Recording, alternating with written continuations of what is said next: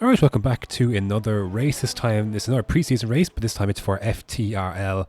This time we're around Spain. So looking at the, well, there's my limited number of setups. Looking at the, ignore the audio, it'll be in sync later. This is the setup I use. I think it's actually Anthony's setup from time trial, but I kind of preferred it over Lewis's setup anyway, so I tweaked this one tiny bit. But anyways, this is the end of qualifying. Again, you can ignore the audio. I only realised afterwards it was desynced, but I fixed it for the start. In qualifying, I don't really care much. 15 flash was the best time I did in time trial. Again, not very quick, I know. But I did 15.2 in quali, and that was good enough for fourth, which I was surprised with. Everyone else went for softs, but yeah, I was a little surprised. I'm not going to lie. Anyways, this the strategy. I thought maybe I could get away with a one-stop, possibly go on to the softs to hards, but I'm guessing if you were doing this in the league race, you just do a hards to mediums, and that would be your strategy. Or sorry, mediums to hards rather. If you're saying outside the top 10, you see Liam in front of me in third actually qualified on mediums in third, so his pace is rapid. But that's where I was at. I was kind of texting when I was in the start, close to the start here, so I was expecting to go on a formation lap, but no, this is the real thing. So that's when I only started getting to pick up the revs up there at 4 lights. But anyways, here we go, away we go. Naturally going to get a bit of a better start on Liam due to the fact I've got sauce, but Rich and overtake immediately. I did feel a touch from behind, but got through that at least.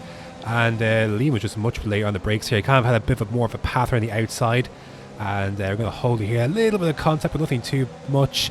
Going to hold it on the inside. I'm going to try and use Rich and overtake to try and power through. Track position really important in Spain, so I want to try and keep it as much as I could, and I'm going to hang around the outside of turn 4 here. He's going to get through. He's managed to squeeze through. He may have used a bit of overtake himself, but yeah, 2.5 or 2.4 ish laps of fuel I started with, so that's going to keep an eye on that. So we're staying where we started in P4. I do not think I had top 4 pace, to say the least, so but you know, just wanted to try and stick with it. Did I leave this entire first lap in? Oops, that was possibly a mistake, because there's really not much else to do with this track and this first lap. Low speed grip, I've been struggling since USA last week with this. A bit better in this track. Again, I don't think as many slow speed corners, but at least I feel like the ones that were here, again, they're all kind of prevalent to sector 3. It wasn't too bad. I flipped my wheel rotation, I think up to 280 or something. I might take that down to 270 or something, but last corner has never been a good strength of mine hitting out of this. So I ran Rich for a lot of this first stint of this race, so I wanted to try and use that to my advantage. Lap 4, I'm starting to lose these tyres a little bit, these softs. I got a warning there for a lack of, understeer coming out of turn 9. See, lap 5, DRS is enabled, and this is Andy coming from behind, but nothing doing as of yet. But again, we're just going to show you the how quickly these softs went away. So you probably didn't need me to show you that the softs are not a good race tyre, but I probably should have got out of the throttle there, and that's another warning. So all of a sudden I'm looking at 2 warnings in 5 laps, and I thought I have to do whatever I can to avoid a penalty, because I don't want to do this. I did want to pit this lap 6, so once again, like last week, I was kind of thwarted. Andy comes into the pits then, and I knew that was going to be an undercut. Like, damn, I'm not going to have a good chance here as my tyre wear.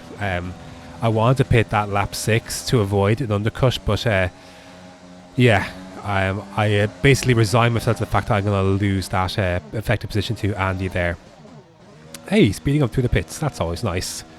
Takes time out of out of all this. So anyways, getting back up to speed.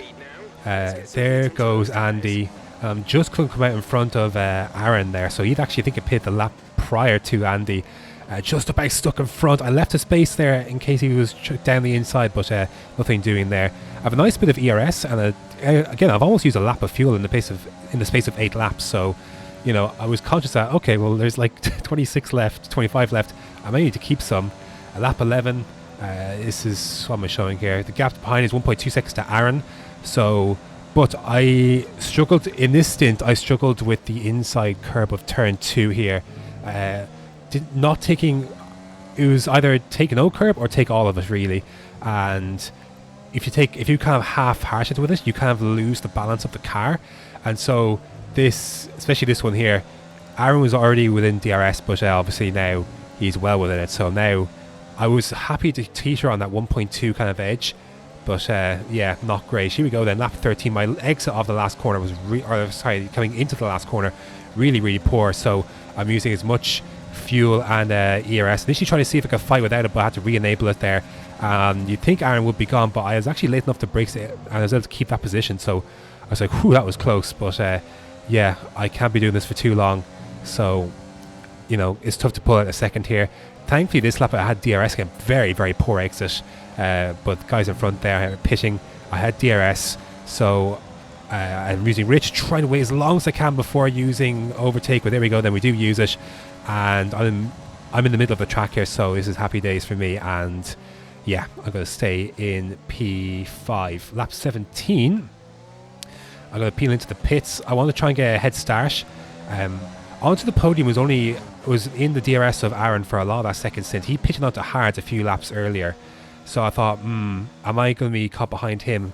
But he actually got stuck behind a Renault, I believe. So this was preventative action. I wanted to prevent the undercut from Aaron, because the pit window for mediums was coming up pretty soon. So I am actually surprised Aaron, because he actually pitched it beforehand. I'm surprised he didn't bail himself onto those. But anyways, really pushing this lap using the fuel again. Look, you see what I've got there.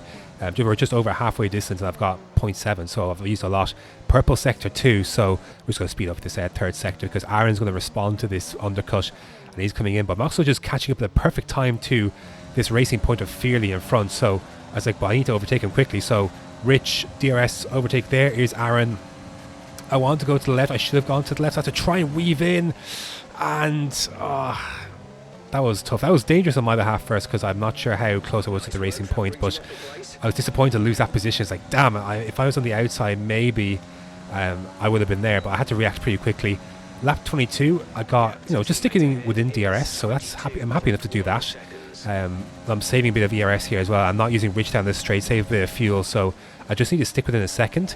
And I don't know, heading on to lap 22, I just felt like this was the time, right now. ERS, fuel, I want to do this now. So my closing speed was actually a lot, so I thought with the slipstream, I thought maybe I could send it. I do send it, but yeah, I left my car in. It probably wasn't the most opportune overtaking moment, but I thought maybe my closing speed, I might be able to go for the dive. He might see me, and he might give me the space, but yeah, I probably should have been a bit more patient than that. He messaged me afterwards to, just apologise, but I don't think he had a lot to apologise for. So that was disappointing. It was good. It was a really good fight with him until then, but yeah, my fault is more than his, really. Lap 27, going to attack onto the podium. We lost that position. He was late move to the right hand side, so we stick to the racing line. And I was really happy to make this move. I was really tough to make that move around the outside. He had the late change of direction. Nothing that I couldn't react to in time, so happy to go to the left hand side and get that move done. He was on hard, so that advantage for me was going to be there. And that was really it. I pulled away. He pitched. I had no penalties. I stayed off. I stuck with those 2 warnings. So I knew Aaron had won. I hoped perhaps that he would have 2. See my tyres at the end of the race there. Jump up to P6 in the end. If I hadn't tried that with Aaron, you see I'm the only person not to get a penalty there. Woo! Always happy to do that. If I hadn't been impatient, perhaps maybe I could have finished P5. But look, ultimately that wasn't too bad. That was actually fun. That race went by really quickly in the end. So yeah, happy enough. I believe the assignment of cars in division are later this week for FTRL, so I'm interested to see what car I get. Again, I hope I'm in on Division 1 on Tuesday, because that's the only day I can really race, because I got F2 on Wednesday. So anyways, that's going to do it. Thanks very much for watching, and until next time.